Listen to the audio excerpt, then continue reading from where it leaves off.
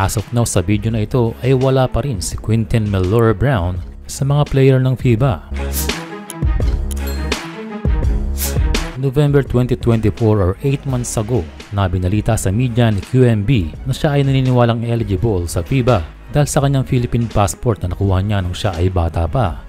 Pero 8 months is long enough para hindi makarinig ng balita sa kanyang status dahil sa time frame ng verification process ng FIBA dahil it can take only for 10 days at least para malaman ang kanyang eligibility. Pero sa ngayon na matagal na walang balita ay mayroong tatlong bagay na maaaring nangyari. Una, hindi pa sinasubmit ng SBP ang kanyang papeles. Pangalawa, hindi pa pinupubliko ang resulta.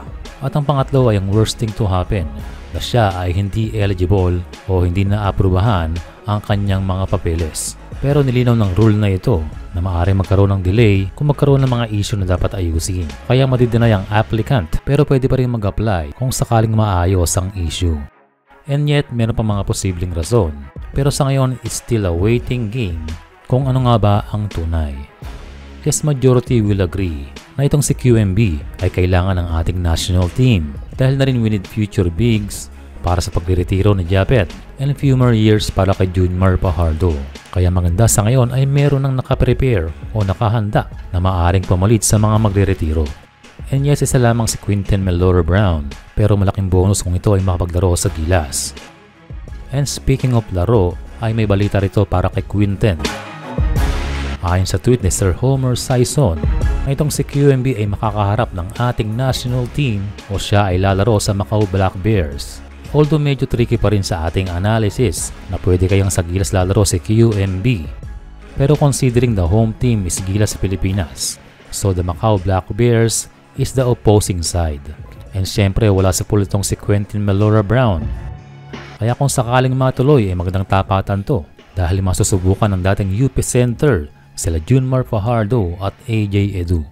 Magsisilbi rin tong gauge para kay Coach Tim Cone kung ano nga ba ang kayang gawin ni QMB o isa na ring try out sa mata ng CTC kung sakaling matuloy nga ang paglalaro sa Macau nitong si Mellora-Brown.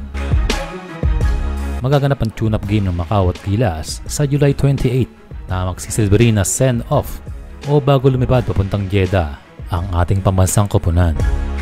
Although maganda sana na SGA ang makatune-up ng Gilas, pero okay na rin tong Macau dahil kaya din itong maglagay ng malalakas na import. And bukod pa ron ay nabalita rin dati na si Jeremy Lin ay kinukuha rin ng Macau. Pero sa ngayon again kung matuloy si Quinton Mellora-Brown ay two-way purpose na rin. Makikita siya ng harapan ni Coach Tim Cone at the same time ay maiso-showcase niya ang kanyang laro sa isang pambansang koponan katulad ng Gilas Pilipinas.